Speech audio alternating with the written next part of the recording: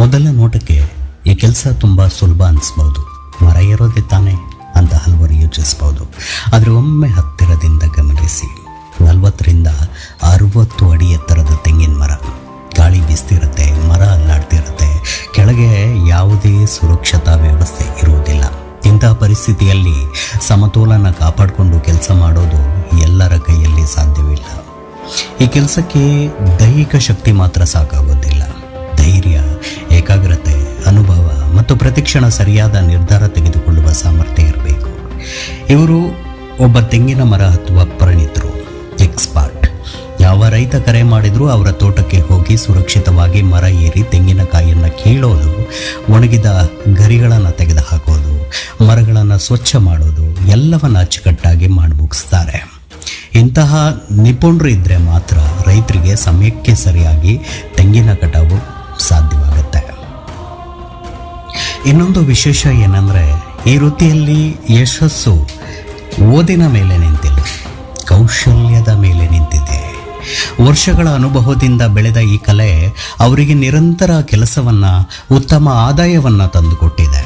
ಒಂದು ದಿನದಲ್ಲೇ ಹಲವಾರು ತೋಟಗಳಲ್ಲಿ ಕೆಲಸ ಮಾಡಿ ಗೌರವಯುತ ಜೀವನ ಕಟ್ಟಿಕೊಂಡಿದ್ದಾರೆ. ಹುಟ್ಟಿದ ಊರಲ್ಲೇ ಅತ್ಯುತ್ತಮ ಉದ್ಯೋಗದ ದಾರಿ ಮಾಡಿಕೊಂಡಿದ್ದಾರೆ. ಇಂದು ಯುವಕರು ಉದ್ಯೋಗ ಇಲ್ಲ ಎಂದು ಹೇಳ್ತಿರುವಾಗ ಇಂತಹ ಕೌಶಲ್ಯ ಆಧಾರಿತ ವೃತ್ತಿಗಳಿಗೂ ಬಹಳ ದೊಡ್ಡ ಬೇಡಿಕೆ ಇದೆ. ಇವತ್ತು ಸಿಗಲ್ಲ. ಇಂತಹ ಎಕ್ಸ್ಪರ್ಟ್ಗಳು ಸಾಕಷ್ಟು ಜನ ಕಡಿಮೆ ಆಗಿದ್ದಾರೆ. ತುಂಬ ಊರಲ್ಲಿ ಬೇಡಿಕೆ ಇದೆ, ಸಿಟಿಲಂತೂ ತುಂಬ ಬೇಡಿಕೆ ಇದೆ.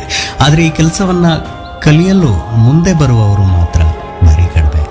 ಯಾರಾದರೂ ಈ ಥರ ಕೆಲಸ ಮಾಡುವವರಿದ್ದರೆ ಹಳ್ಳಿಗರು, ಅವರಿಗೆ ತುಂಬ ಬೇಡಿಕೆ ಇದೆ. ಕೃಷಿ ಅನ್ನೋದು ರೈತನೊಬ್ಬನ ಶ್ರಮದಿಂದ ಮಾತ್ರ ನಡೆಯೋದಿಲ್ಲ. ಇಂತಹ ನೂರಾರು ಕೌಶಲ್ಯ ಹೊಂದಿರುವ ಜನರ ಪರಿಶ್ರಮವೂ ಅದರ ಹಿಂದೆ ಇರುತ್ತೆ. ಮುಂದಿನ ಬಾರಿ ನೀವು ತೆಂಗಿನಕಾಯಿ ನೋಡಿದಾಗ, ನೀವು ಮನೆಗೆ ತೆಂಗಿನಕಾಯಿ ತರುವಾಗ ಅದರ ಹಿಂದೆ ಒಬ್ಬ ವ್ಯಕ್ತಿಯ ಧೈರ್ಯ, ಬೆವರು ಮತ್ತು ಅಪಾರ ಅನುಭವ ಇದೆ ಅನ್ನೋದನ್ನು ನೆನ್ಪಿಡಿ. ಇಂತಹ ಜನರೇ ನಮ್ಮ ಗ್ರಾಮೀಣ ಭಾರತದ ರಿಯಲ್ ಹೀರೋಗಳು.